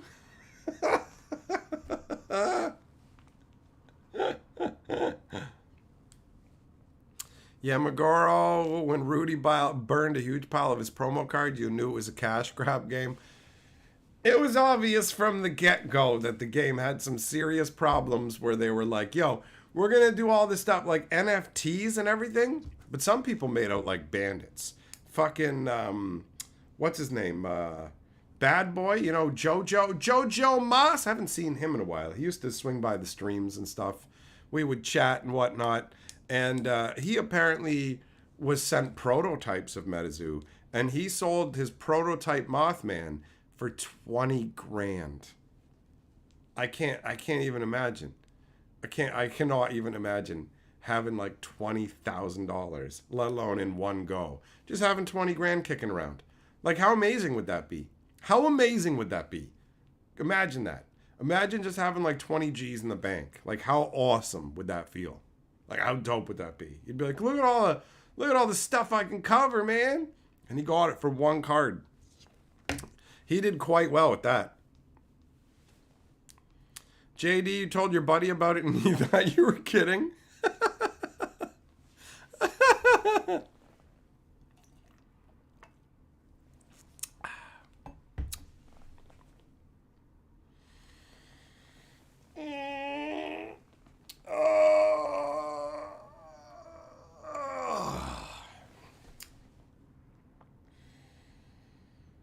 Yeah, Metazoo was destined to flop, right? I'm honestly surprised that it did as well as it did, because most card games come out and just fall on their face immediately. Especially for all the time I worked in a game store, I saw tons of new card games come in and just instantly gone. Like, nobody picked up on it. Like Light Seekers, what? You see the box on the shelf, nobody buys it, or like one or two people get into it, and then nobody else is playing it. Like, it's hard to build a critical mass of players as well. What up, Pedro? How you doing?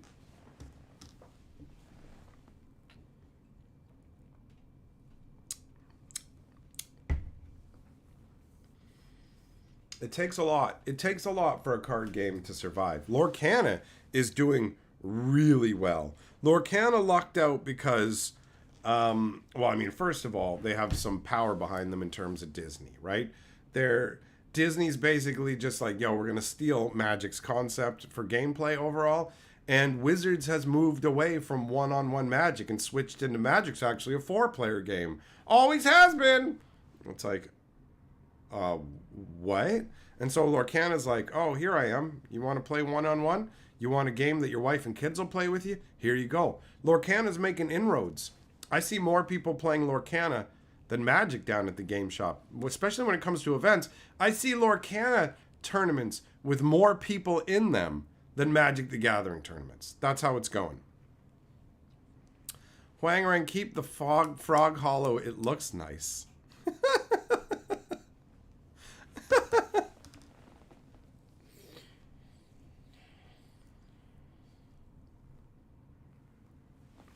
Pedro says, man, your streams have been so much fun. I just want to thank you for keeping them up. No problem, buddy. Glad you've been enjoying them. You can thank people like Ryan and some others who kept politely requesting, can you find a way to keep your live streams up for us afterwards? Because like they just disappear and I never get to see the whole thing. Like, I'll be watching it and it's just gone in the midst, or if I'm not there in time, can't watch it. So I'm glad that people like to go back and watch the live streams. I really enjoy all the stuff that I get to do here, and I'm glad that people enjoy it with me. And I know we are on the threshold of some newness. I know that most of what I do revolves around Magic, but I feel like a seismic shift coming where I'm not going anywhere. Obviously, I'm hyped about Bloomburrow. I'm not going to stop with Magic, but I feel like in the future, Magic won't be my primary, it'll be my secondary, right? Now, I have no idea how that's going to roll out, but it's definitely going to happen. It feels almost unavoidable. Wizards has like, they haven't alienated me from Magic, but they've definitely changed things so much that I feel my connection with Magic shifting into something different. And that's fine because life changes, but before I had like a rabid love for Magic. Now I just have a love for Magic. And there is a difference there. You know? There is a difference there. Code, the problem with Australia is always stock and allocation issues. Never enough stock to play any game. OP boxes sold for 150 and 180 and get resold for 300. Yeah, scalpers. You know what, honestly, card games are expensive in Australia. I know that. It blew my mind when I found out how much. Pedro, what did I pull tonight as you're just coming in? Oh, I guess you're going to have to go back and watch it later, right? You're going to have to come back and watch the first part of the stream later. Good news is if all you want to do is see the cards, you can just scrub through real quick.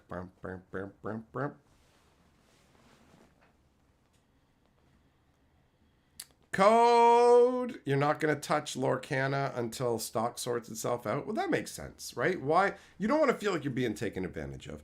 And why do you want to pay the double the price for a box when they get stuff sorted out? Then you can just get 2 boxes for the same price. Plus, you can make sure that there's a critical mass of people playing it. Like, for me to get into a new card game requires one of 2 different scenarios. Either people send me stuff to get me into the game, and then it's like, okay, I didn't have to put my own resources into getting the game, so cool. Like, fine. Or there's a critical mass of people already playing it, and then something else brings me in. Like, Force of Will. I bought a collection of cards from somebody. It was supposed to all be Magic cards, but there was a whole bunch of Force of Will in there, in one of the boxes. And so all of a sudden I had a whole bunch of Force of Will stuff. And it was like, huh, all right. And they had like the little Force of Will points that you could redeem, like popsicle stick points. And I was like, And then I saw there was people playing down at the game store, and they had been playing it for like a year or 2. So there was a regular group of people playing it every week at the game store I went to. They were having tournaments every week. So it was just like, all right, there's people playing. I'll get into this. So I got into it. And I played it and had fun with it. And then the company made greedy decisions that were awful for the game. And I got ripped off when I got a box of Ghost in the Shell. And like, I give Magic way more leeway than any other game. Like other card games, once they screw me over, I'm like, you will never get another penny from me. Like the Ghost in the Shell was just a bunch of screenshots and lazy, crappy cards. The set sucked. The artwork wasn't the big, beautiful anime style artwork that I was used to, which is a shame because Force of Will had incredible card quality. Their card quality was A1, bro. And their foils were amazing. But if the company's just going to hose you, where they're just like, well, you know how we normally put the rulers you need to play in boxes? Well, now if you want this rule, you have to buy 3 booster boxes. And it's just like, no, forget it. But yeah, the Ghost in the Shell stuff, that's what came after that. And that's when I said, no. If I'm angry when I open a booster box, I'm not buying anymore. I'm done. Shelton, you got your notification. The second Miku Secret Lair you bought is on its way. Nice.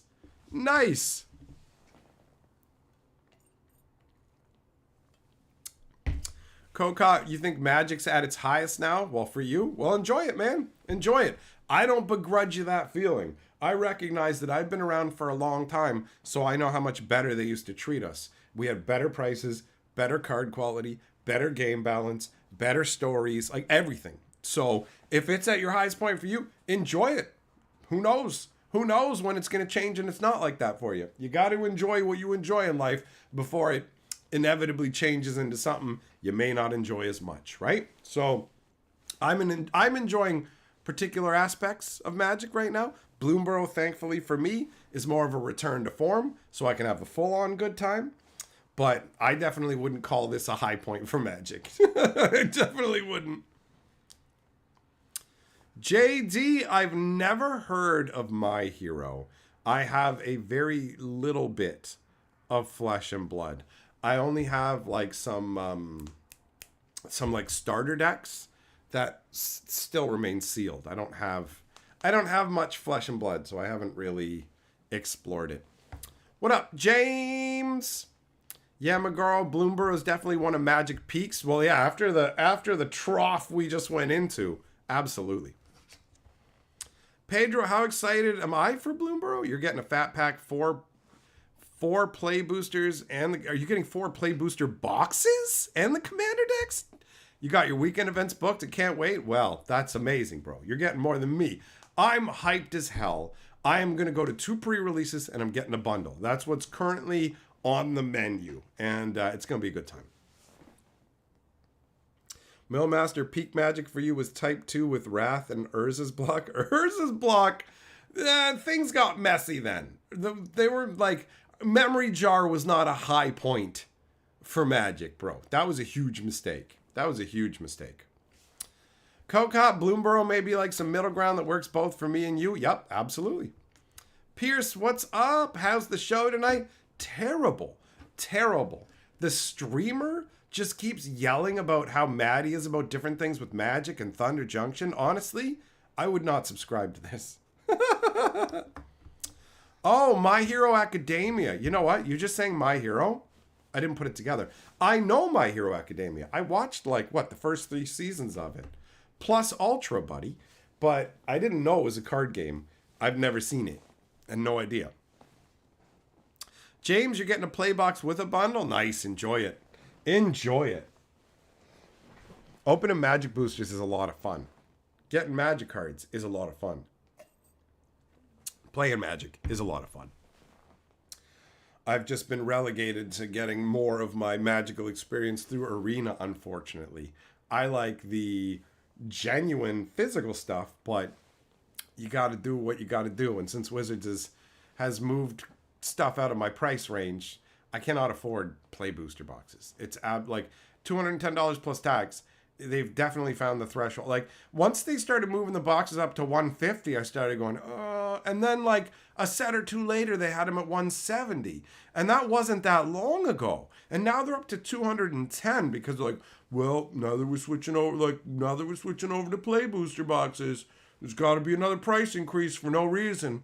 But don't worry, because Rosewater tells you, well, you're still paying roughly the same amount of dollars to rare ratio, so you're still getting the same value. And it's like, fuck you, dude. Right? For real. For real. Hey, Heavy Metal, what's up, bro? Heavy Metal Super Chat says, hang out, seeing family, playing guitar with my 2 parrots. They've been traveling across the U.S. with me like troopers. That's fun. And super chatting like big dick money. Send perps some love. All right. Thanks for the super chat, Heavy Metal. You are the new lord of the board, but we're also doing Plinko tonight, big boy. So I need you to choose a slot to drop in 1 to 8. Pick your number. Choose your destiny. You are now lord of the board. It's fun that you travel around with your birds, man. And it's nice to see, like, I could be wrong, but I feel like before you were struggling mentally, right? There was a while where you were struggling mentally, and now you're not really feeling the same way, and life is like treating you better, like you're feeling better about life, if I am not mistaken, right? So that's good to see. It's nice. I'm glad that like when people get down and low, that it doesn't always stick the same way, you know? Ashmead went through a bunch of stuff. Hell, I went through a bunch of stuff that I have, like, coming out of the loss of my aunt and all this other stuff, all of it, but I've been feeling a lot more positive and happy lately, and it's great. So I'm leaning more into that. It's nice to see people having a good time. I know I rant about Magic and all that stuff, but, like, it's satisfying to do that. It's not like a negative part of my life. Number 5, let's go. Let's go. James, you've been playing the game for 20 years? Well, you're still a young whippersnapper to me. I've been playing for 30. I've been playing for 30, son. Jess Millmaster is your father? All right, Luke. Oh, man, I feel something in the back of my leg. Like I'm pulling something. That's not good. Stupid body. All right. We got slot 3. Bloomburrow it shall be. Well done, Heavy Metal. You've avoided being imprisoned in the zoo. Millmaster says, no, Jess, I'm your father. It's like, that's what I just said. That's what I just said. What up, Loco? How you doing, buddy? You're probably lured in by the MetaZoo, right? You must have ate some losses on that. Hey, James, nice reference. Johnny 5 is alive. No disassemble. It takes a strong man to make a tender chicken.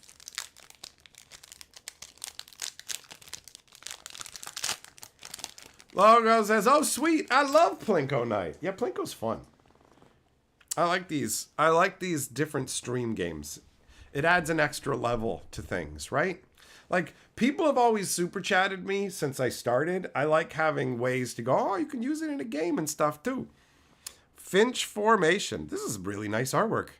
Bright and colorful, a happy little bird. I love the swirly clouds behind it. That's great. Oh, look, it's got a little line tied to it. So, when this creature enters, target creature you control gains flying until end of turn. Oh, it's a line for someone to grab onto to get flying. That's great. That's great. A foil downwind ambusher. Stay away from skunk butt. Ah, these lands, bro. These lands are epic. I love them. I love them. That's actually going to be one of the more interesting parts of collecting a set of Bloomburrows, getting all the different seasons of lands. They did different seasons of like Mishra's Factories in the beginning as well. Pretty sweet. Scavenger's Talon. Oh yeah, 1 black. Whenever one or more creatures you control die, make a food token. Only once a turn though. Whenever you sack a permanent, target player mills 2 cards. And at the beginning of your end step, you can sacrifice 3 other non-land permanents. If you do, you get to res a creature card to the battlefield with finality. Pretty awesome. Pretty awesome. Seasoned Warren Guard. 1 white, 1/2. Whenever it attacks while you control a token, it gets +2/+0. So it's just a 3/2 for 1 mana. Okay then. Okay then. Ruben, you're going to miss the Wandering Emperor? Well, I'm not. So there's that. If it makes you feel any better, I'm not going to miss that bullshit. Harvest Right Host, a white and 2 for a 3/3. When it or another rabbit you control enters, target creature you control gets +1/+0 till end of turn. Then draw a card if it's the second time this happened this turn. All right. Zircon, they missed the chance to make lenticular lands with all seasons. Then they couldn't sell you as many though, right? Right? Harnesser of Storms. She feats and powers her entire village. Whoop-de-doo. This card annoys me. Long River Lurker. I love the frog with the dagger in his mouth. That's awesome. Fountainport Bell. Treetop Sentries. This artwork's pretty cool. These squirrels look great. 4 mana, 2/4 reach. When it enters, you can forage to draw a card. Kindle Spark Duo. Lightning and fire together at last, like peanut butter and chocolate. Tempest Angler. I love how wild this guy looks. He's got this insane, crazy sea beast staff. It's like he wants to go to Thunder Junction with this goofy ass hat. Like, was this originally supposed to be Thunder Junction artwork? Because it totally... And he's got the crazy claws on his hands. It's pretty interesting artwork, honestly. Oh, we saw you already. Banishing Light. 1 white and 2. When it enters, exile target non-land permanent opponent controls until Banishing Light leaves the battlefield. This was originally in like Theros, like the Theros block, maybe Born of the Gods, as an uncommon. Light Shell Duo. Look at how happy they are. Look at how happy they are. This guy, this otter face looks like a dog face to me, you know?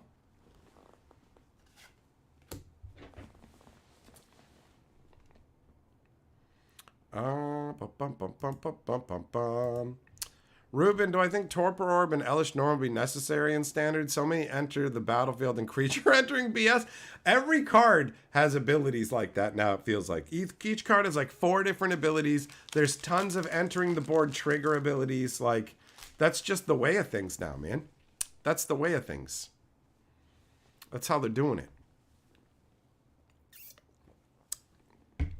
But I don't know. I stopped paying attention specifically to like how the Standard format was evolving because nobody's playing it around here. And I really only touch on like bannings and stuff like that when it comes to Standard. Like around Throne of Eldraine when they said we're using fire design, that was like that plus their shoving everybody onto Arena was pretty much the death knell for paper Standard mostly. And paper Standard is what made me care about Standard. Kokot, how long will this stream run for? 1,000 years! 1,000,000 hours. Or, not much longer. You can pick. You can pick. The stream won't be going for that much longer. There's probably time at most to open another pack or 2, and then it'll be time to say adieu. We've done our yelling and pack opening for the evening. Yeah, McGraw, you have to bring your magnifier goggles to read all the abilities. It's pretty crazy. It's pretty crazy.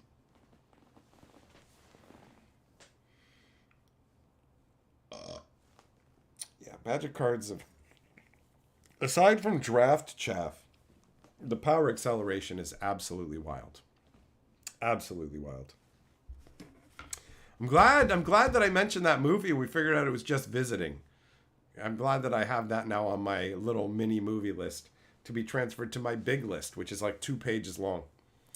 It's like 2 pages long of all these different movies I want to watch. Some good, some bad. We watched Brazil. That movie is wild. At a certain point, I'm watching the movie and I'm like, this only makes sense if he's gone crazy and he's been captured by the government.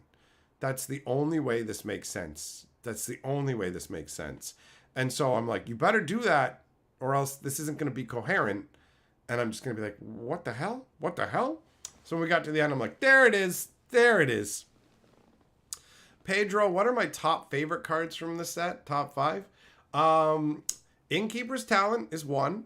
The Green Season. The Crazy Tortoise that fires berries off his back. Fountain Port.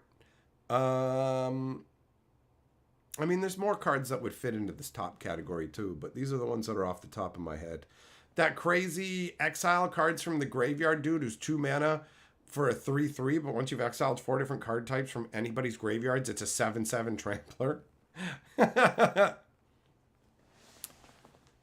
What? Christina Applegate? Is she in the... Oh. Oh, she was in it. Yeah. Huh.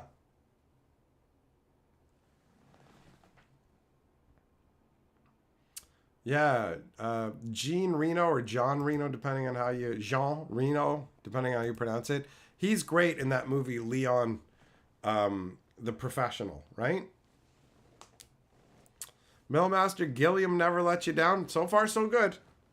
I feel like I watched The Fisher King before. I don't know if I watched the whole thing or just wasn't paying attention to it. But my gut feeling is that I'm not going to enjoy watching it. But that's just a gut feeling.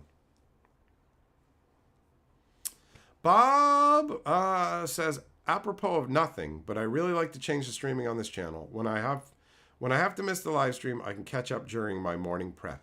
Yeah, you're not the only one. I am glad that people are enjoying these live streams being left up afterwards, because it's just more people who can be happy when they weren't able to come, right? Wait, that doesn't sound right.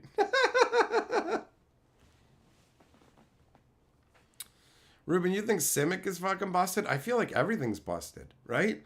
Like, Mono Red Rush, like, what's it called? Slick Shot, whatever. The Slick Shot card is insane. It's got plot, it boosts up, and what's even crazier is that it can be arguable if it's insane. It's so insanely powerful, but you can argue, it's not that powerful. Yamagoro, the Fisher King, was ultra sad. I just remember Robin Williams dressed up all weird and having delusions that some guy was coming to get him. That's it. That's it. James, you think after you open your Bloomburrow cards, you're gonna watch Redwall? People kept mentioning Redwall in reference to this. I'm not familiar with Redwall at all, but it would make sense that if you know it, then checking it out during Bloomburrow times makes sense.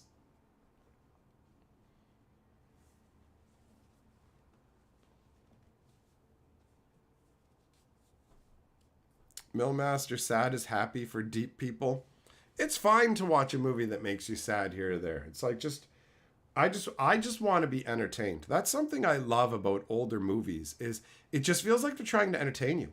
There's current like Marvel movies and stuff are like, we have agendas to hit. We have to make sure that people look a particular way and have particular things between their legs and all this stuff. It really matters. And we focus on it a lot. A lot.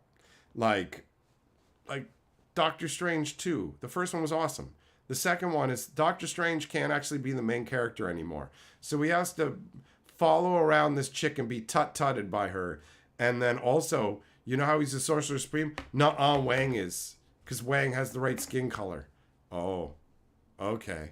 And the part of the movie where they literally slow down to show you, like, the ballista operator, and you're like, really?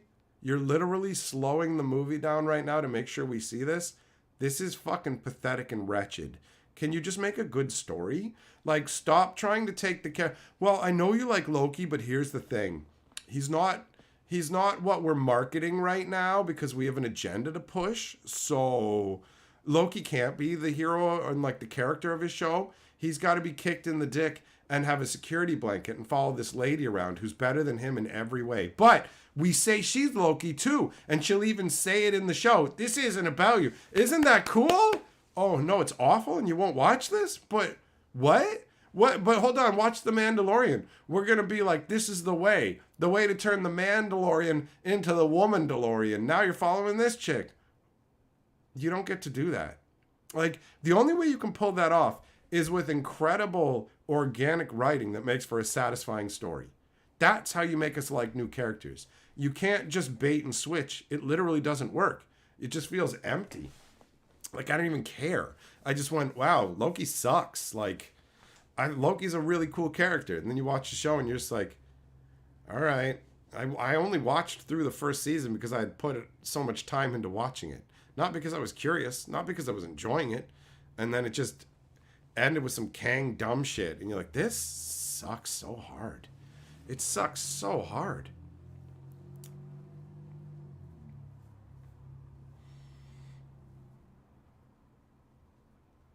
Yeah, Ruben, it'll be interesting to see how things develop with the rotation that's going on. Absolutely. Bunch of sets dropping out, new stuff coming in.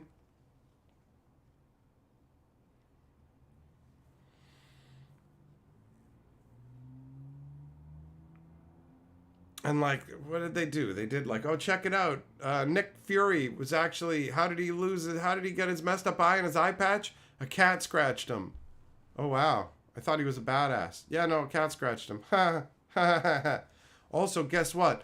Luke Skywalker, the epic hero, is now an old curmudgeon milk sucker who hates like the Jedi and life and stuff. It's like, what?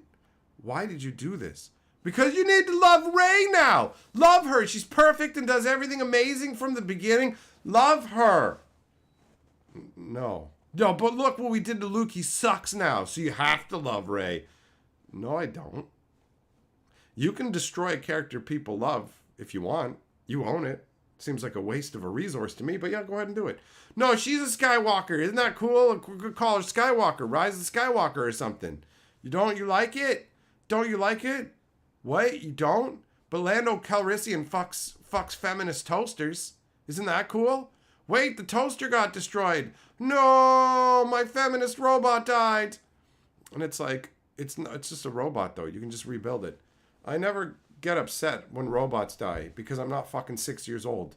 Like Johnny 5 dying, that's something to be sad about because you can't reiterate his programming. This droid can be programmed to be the exact same thing, or battery can be charged up or whatever. You can have the exact same thing. Johnny 5 became alive as a fluke, as a complete fluke. You can't actually have him come back to life. So him losing his life is actually a sad fucking thing, right?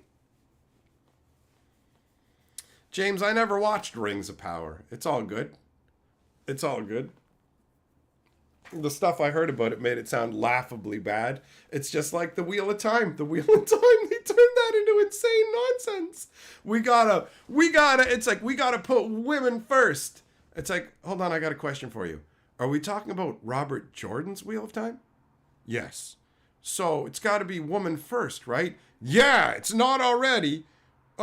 So out of curiosity, have you read the source material? Sure have.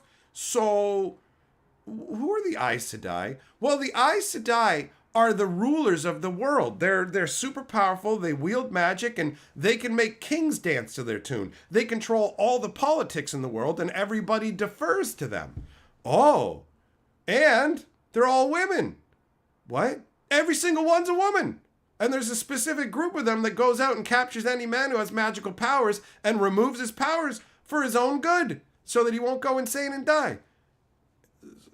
So it's got to be lady first? Yeah, this world is ruled by women. So we need to put in women empowerment. So the story needs to start with Egwene going on her test of womanhood to show that she's a powerful woman. And they're going to throw her off a cliff. And then they throw her off a cliff. And then when she comes into the inn, everybody goes, yay, wow, you did it. You did your whole thing, wow. And then she tells off her dad, who's a dude. Oh, yeah, tell him off. And then Rand, who's supposed to be the hero, but he's a dude, screw him, right? So we'll have him be like a Archie level love interest, right? And then Matt's dad will be a complete piece of garbage because, well, he's a man.